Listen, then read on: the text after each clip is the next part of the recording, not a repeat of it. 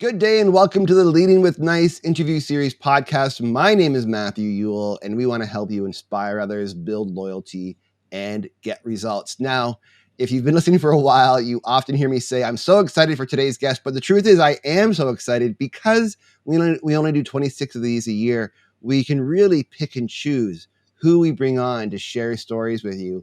And I was just sharing with today's guest how I only want to do things that are awesome.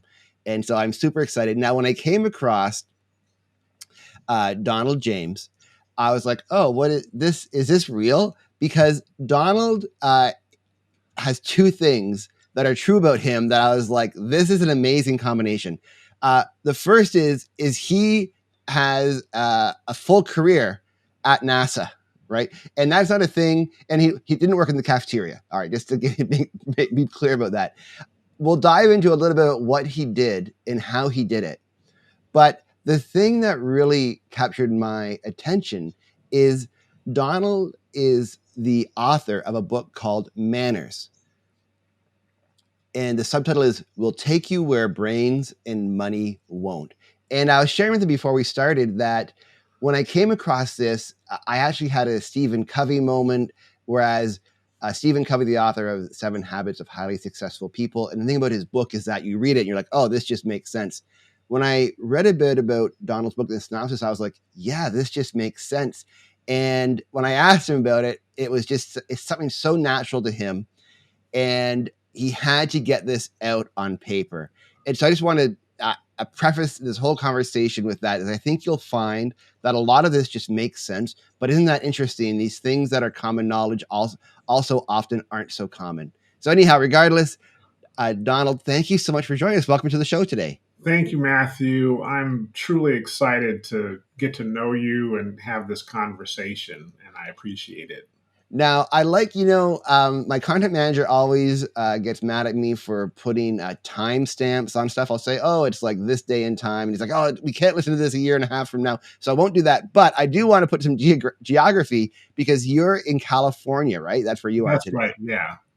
So, how long have you been stationed there?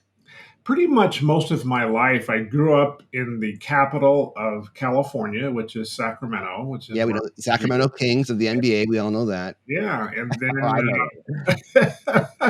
I went to school in Los Angeles, undergraduate, and then I went to graduate school in Washington, D.C. But then I moved after I started with NASA in 1982. After a while, I was able to transfer back to California to one of our centers in Northern California, and I've been here ever since. And can you give us your high-level LinkedIn profile? Like, what kind of responsibilities and jobs did you do at NASA? Yes, my field was primarily external relations and education. So my job was to interpret the cool work that NASA did for the public, whether it was through working with news media on television or whether it was events for the public. And then about halfway through my career, I shifted into education because NASA has a large investment to inspire the next generation of scientists and explorers. And so I spent most of my time managing programs to do that, whether it was internships or scholarships or school activities or on-site activities.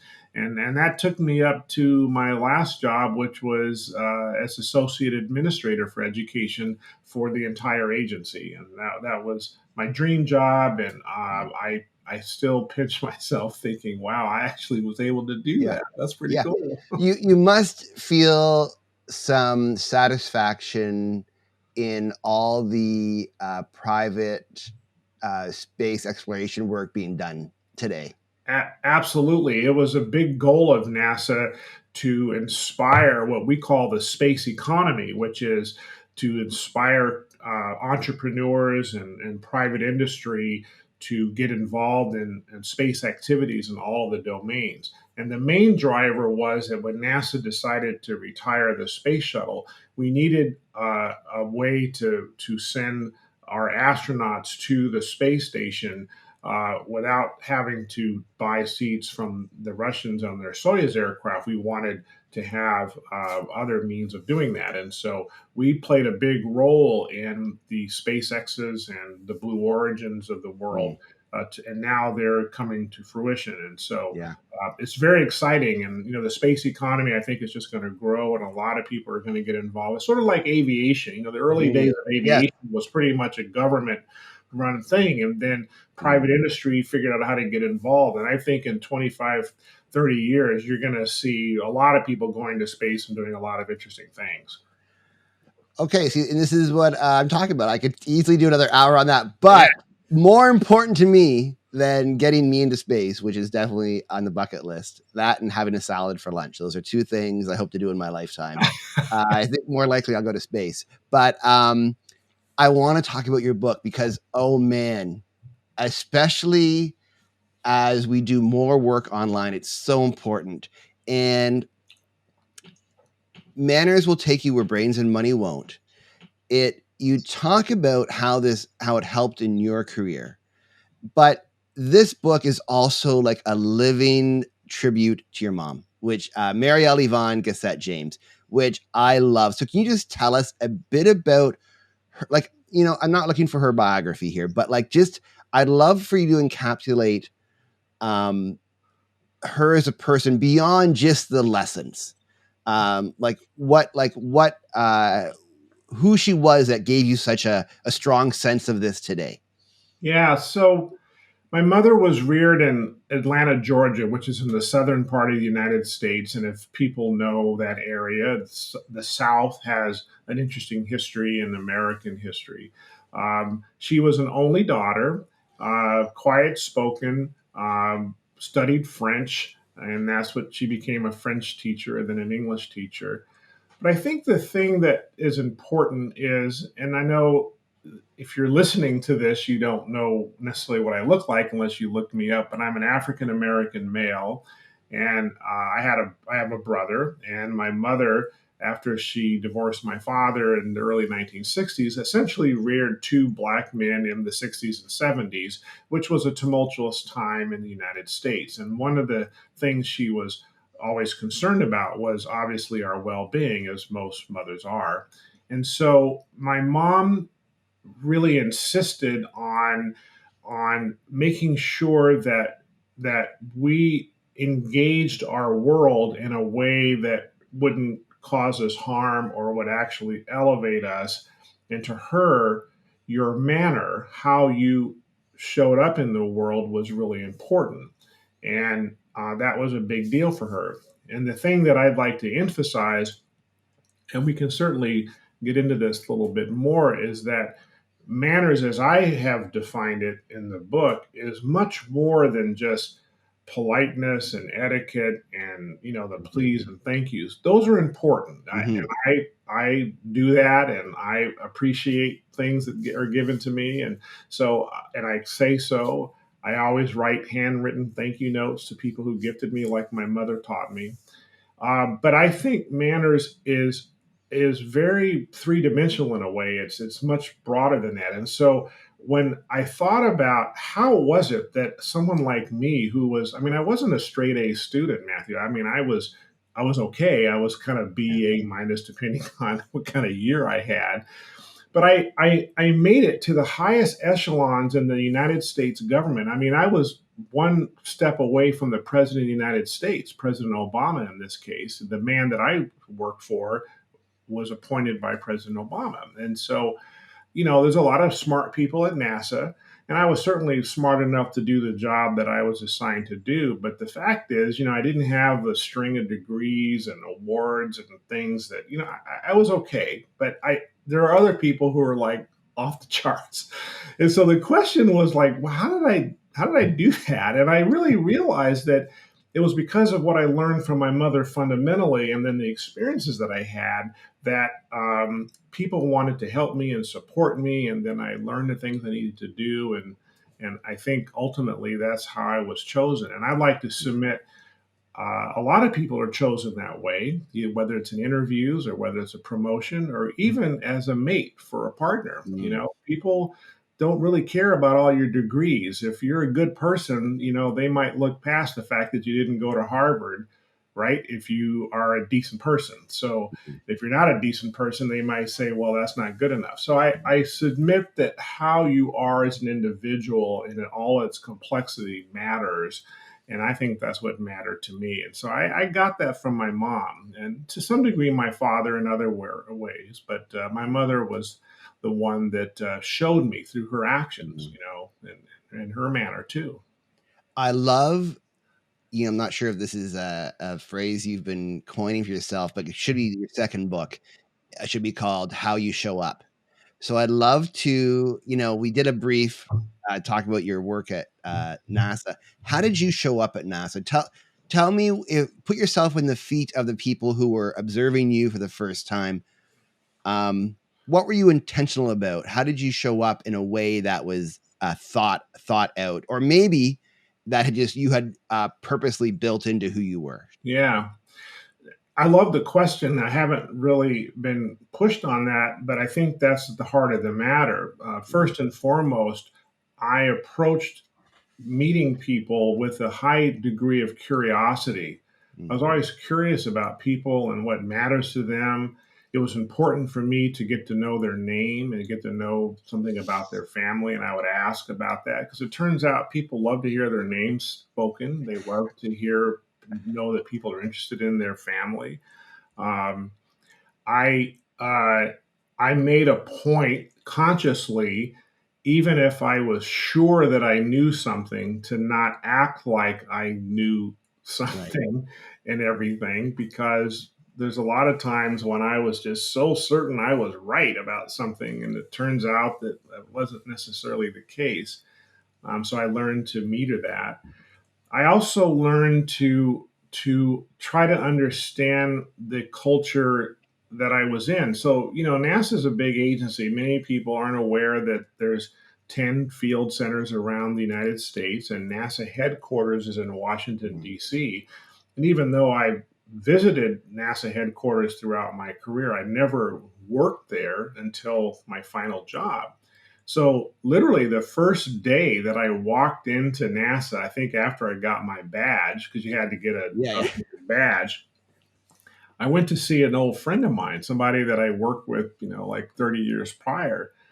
And in fact, the funny thing is, he didn't even know that I had gotten this job. And I'm sitting down saying, well, so what do I have to do to stay out of the doghouse here? I was asking him about the culture and who I need to get to know and talk to. And it's sort of like the kind of rules that you're not going to get a rule book when you first walk into NASA, right? They don't hand you a Right. book that says, okay, this is what you have to do. You have to talk to your what I call my intelligence operatives. And I always cultivated an intelligence operative to say, okay, what's the real deal here? And halfway through the conversation, he's like, why are you asking me these questions? I said, oh, because I got the AA job, the associate administrator job. He's like, you did it. then we hugged and cried, and he didn't Yeah. even know that I got it. But that's kind of how I approach things. Is you know, to me, it's a matter of respecting the organization and the culture that I go into, um, Mm, because things might be a little different, right? And I'm an outsider, even as mhm, an American and as a NASA employee for 30 years. I go to a different a part of NASA. I'm an outsider. mhm, It's different when I went to the Marshall Space Flight Center, right? That's in the South in Alabama. And, they do things different there than they do at the Glenn Research Center, which is mm, in Cleveland, Ohio. So I approach my manner is to understand the people and the culture. And it's mainly because I'm just interested, but it also turns out it helps me avoid potential problems and mistakes. And I think people understood that. I'd like to say that I'm a good listener, mm, and my listening skills have evolved. There's I look at listening in three ways. There's hearing, right? Our kids are masterful at hearing you. They could be doing five yeah, things. Did you hear what I said? He goes, yes, Dad, and then they repeat verbatim what you said, right? yes, Okay, and then but you're not sure they're totally with you. And then there's what the so-called active listening, where you practice the art of saying, okay, Matthew, what I heard you say is, and then you paraphrase what you said. And I've tried to take it to the next level, what I call presence listening, because a sense of presence is about the full body experience of connecting with a person where you're actually listening to things that are not spoken. You're paying attention to body language. You're trying to understand a bit of context and history. Like my mother used to always say, you don't know where people have been. You don't know their story and their history. You don't know what's driving them. And so be respectful of that. Doesn't mean you have to agree with it or think it's right, but you have to at least respect that, they have a history that's worthy of getting and understanding. So I call that presence listening. And I practice that. I practice that when I walk into new organizations, and I practice that. Now, whether I was successful all the time, I'll let my colleagues be the judge of that. You said something. You said well, you said a lot of things. Two things that made me take notes. This is what I was doing. And I'll respond to. I just want to respond to this last bit. Is this is as we do more online conversations, one of the arenas I've been investigating is how do we communicate just as well online as we did in person, because obviously we have so many more points of input in person. If we aren't going to have those, are we going to give up all those ways of receiving information? And if so, can we increase our capacity in our hearing and seeing? So, for example, I remember reading a story about a wrestler who had lost a leg. And so the interviewer asked, oh, like, did you go down a weight class then? And he said, well, actually, no. Like, I actually was the same weight because my body just made up that mass elsewhere. Right. And when you look at somebody who has a physical disability, like they're deaf or blind or whatnot, oftentimes the studies show that they are heightened in other arenas. Right. So Yeah, as we do more online, how can we heighten those? Anyhow, that's aside the that's a point. What good I that's a good exploration, Matthew. Well, yeah, I'm curious because we do, I'm interested in leadership communications, right? So that's anyhow, but enough about me. The other thing you said that just I wrote down because I can't write this down enough. And I first heard a variation of it from a woman named Molly Fletcher, who is a sports agent for like John Smoltz and a lot of Atlanta Braves and whatnot. And she said, trade defensiveness for curiosity.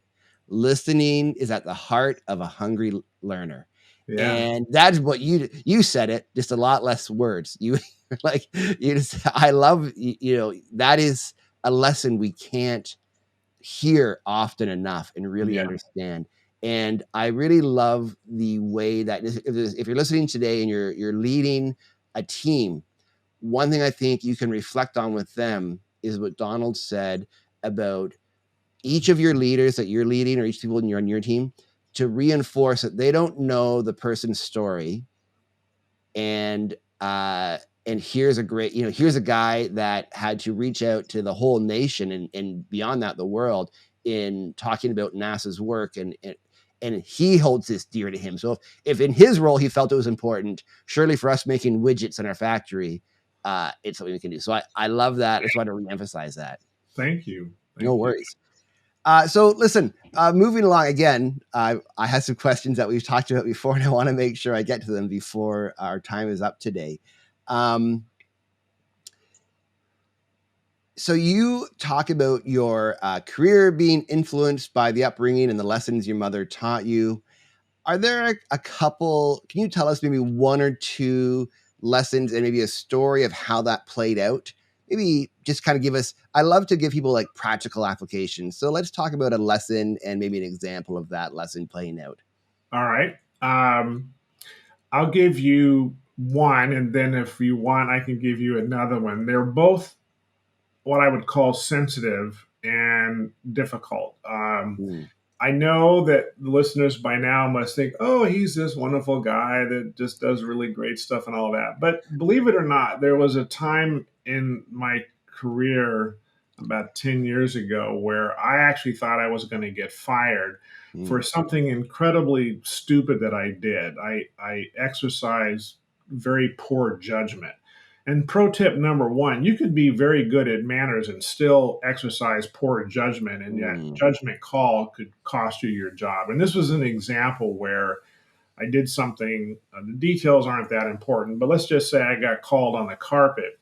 And the director at the time of where I was working was kind of an interesting, iconoclastic guy who was known to be a bit volatile if things didn't go his way. And his deputy, who in a way was fortunate because he was a friend of mine.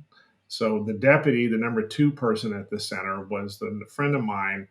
We were actually roommates many years ago. I took him in when his wife left them, and so he always felt happy about that. That came into play a little bit later on in this story. But the bottom line is he came, the deputy came, my friend came down to my office and asked me about something, and he was really worked up and said, you know, the boss wants to see you right now, drop what you're doing. And so I got marched down the hall. It was like going to the gallows, I thought. Right. Dead So man walking. Yes, oh yes. my gosh, that's how I felt. I was trembling and I thought, oh, I'm really in deep doo doo now. And so I go into his office and he just, launches into me about what was I thinking, what was I doing, and he went on to excoriate me for what I did. And while I was there was two things that I remembered, and I don't know if it came from my mom or how, but I know this was like a trained reaction. One thing I learned is that when you're the subject of a one way vitriolic, admonition from a superior, the last thing you want to do is interrupt that person's, because they're angry, and they're venting, and he was angry and he was venting. So you don't want to interrupt to try to defend and say, but, because I had a defense. It wasn't a good defense, but I actually had a story that I thought if he understood, he would Mm, say, okay, well, that makes sense. But that this wasn't the time to do it. So what I did is I I first of all I stood in front. He was sitting down at his desk. I stood in front of him. My body was completely square to him. It wasn't at an angle. Because your body language can tell you a lot about what your intentions are. Like if my feet were aiming out the door, it's sort of like saying, I just can't wait to get out of this. But I wanted to make sure that he knew I was completely with him, and I looked at him. I didn't give him the death stare, like go ahead mhm, and I, mhm, I just soft locked on him, but I looked at him and I waited for him to what I called crescendo in his anger. And you can kind of tell when someone is about to run out of gas and they're venting. At which point I employed the second thing that I learned, which has magically just made a huge difference. And I was 200% sincere.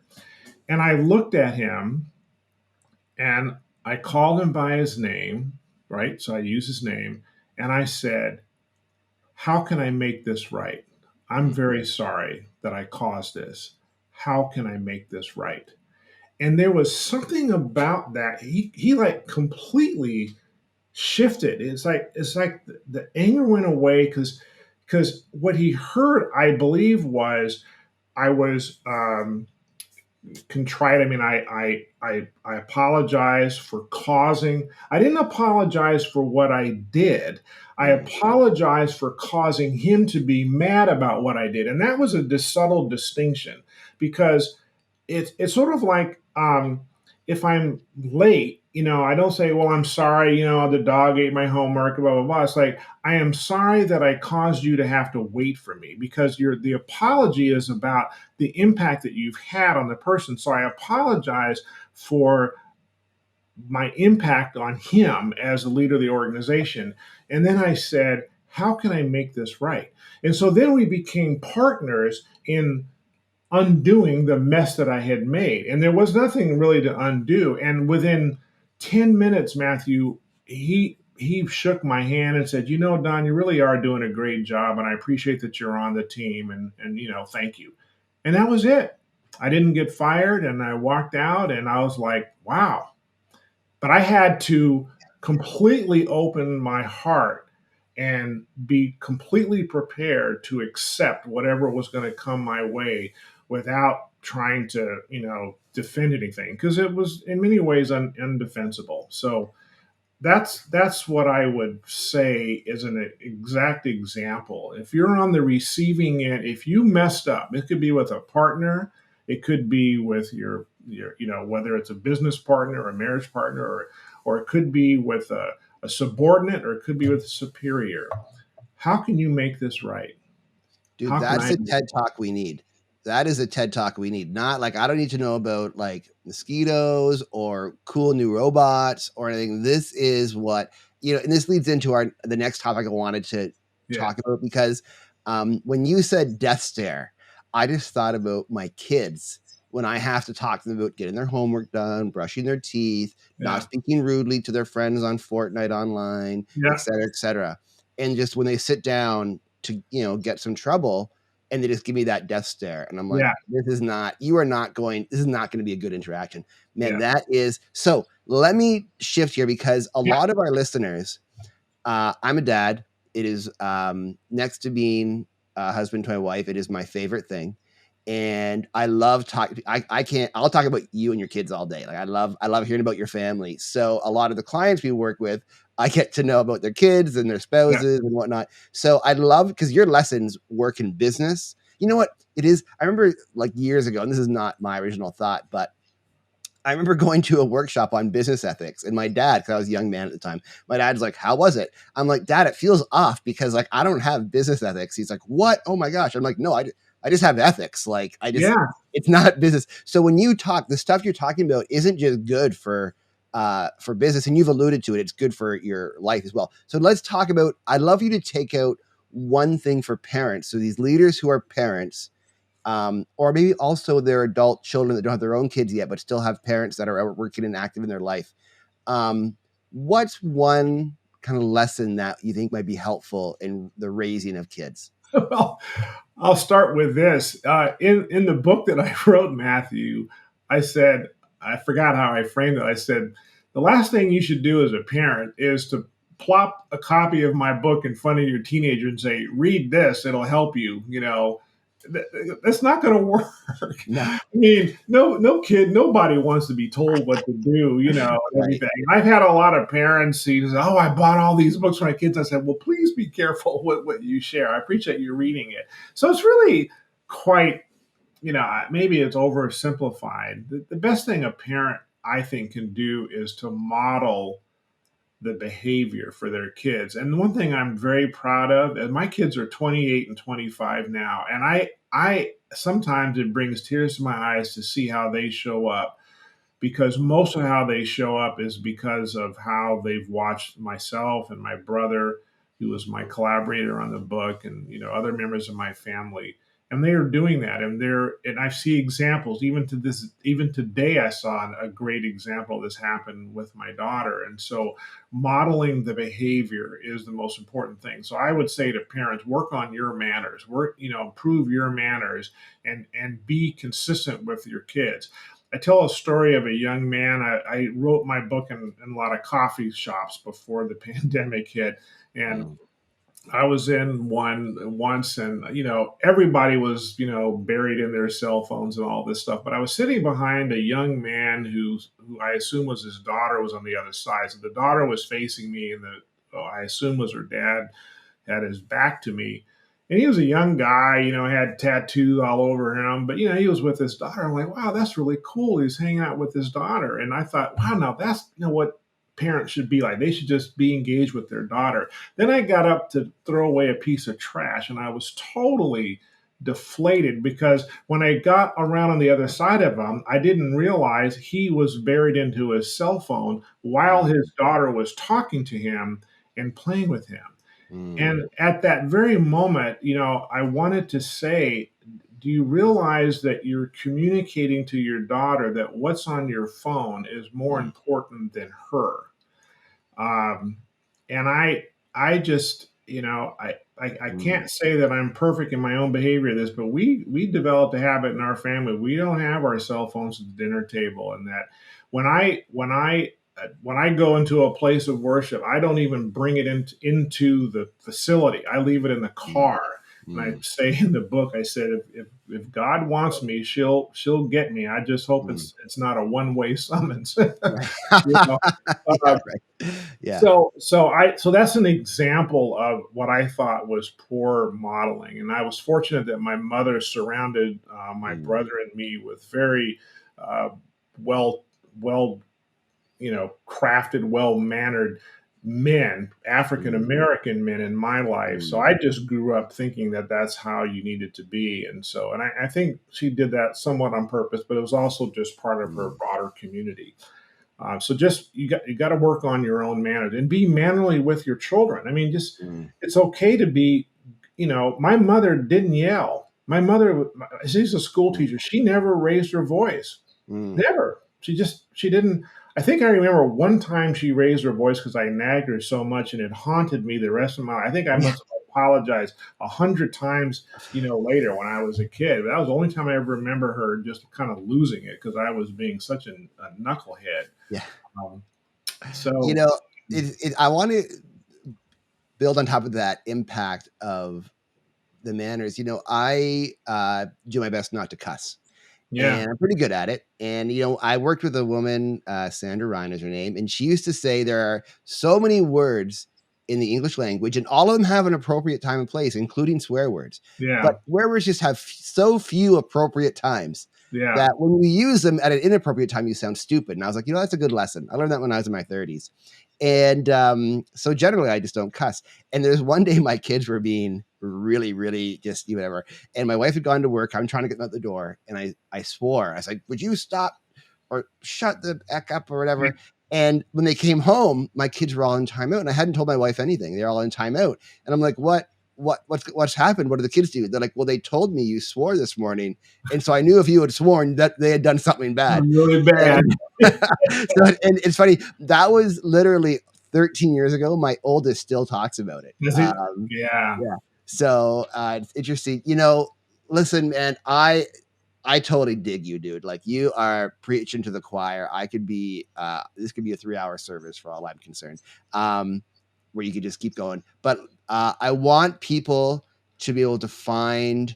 Oh, by the way, this is more of a note for myself when I look at the transcript, but showing up with Donald James. That's what I'm going to call this episode.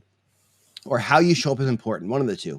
But yeah, listen, how can people find you? Where can they find your book? We'll have a link in our description, of course. But if they're just, if they're out for a run and they want to Google it or ask yeah. Siri or Google, where can they find your stuff? If they can remember my full name, Donald Gregory James, .com is my website, and anything you wanted to know about the book is there. Donald Gregory James. The book is on Amazon. It's called Manners Will Take You Where Brains and Money Won't. Wisdom from Mama and 35 Years at NASA. That's the subtitle. So Manners Will Take You Where Brains and Money Won't. I've learned that if I type Manners Will in the Amazon search, then the full title of the book Nice. comes up because there's a lot of titles that have manners in it. Yeah. But it's an orange book and it has a picture of my mother and my brother and me as little babies on her lap, which is on the cover. And but my website is there. People can communicate with me through my website, or they can email me at mannerswilltakeyou@gmail.com. I welcome emails from people. I welcome people's thoughts and ideas. So I look forward to expanding this conversation. I think that there's so much in the world that Mhm. could use a bit of mannerly attention. And like I said, in the last quarter of my life, this is what I want to give is, this conversation and to expand it. So thank Cool. you for this Thank opportunity. you. Well, listen, before we go, this you and I having a conversation today is actually the work of a lot of people. So I have to thank Cindy Craig. Yeah. She does all the booking for this. Naomi Grossman helps me write the questions. Jamie, if you heard about this on social media, you can thank Jamie Hunter. He's our content manager. He got all this prepped. Austin Pomeroy's the audio editor who made it sound great. Added the awesome music at the start. Jeff Anhorn is doing the video editing and making, prepping all the content for social that way. Carrie Cotton's our account manager. She's the one at Leading with Nice actually doing work. So while I'm doing this, I love watching our Slack channel as she gets work done with clients. Cool. I'm so appreciative.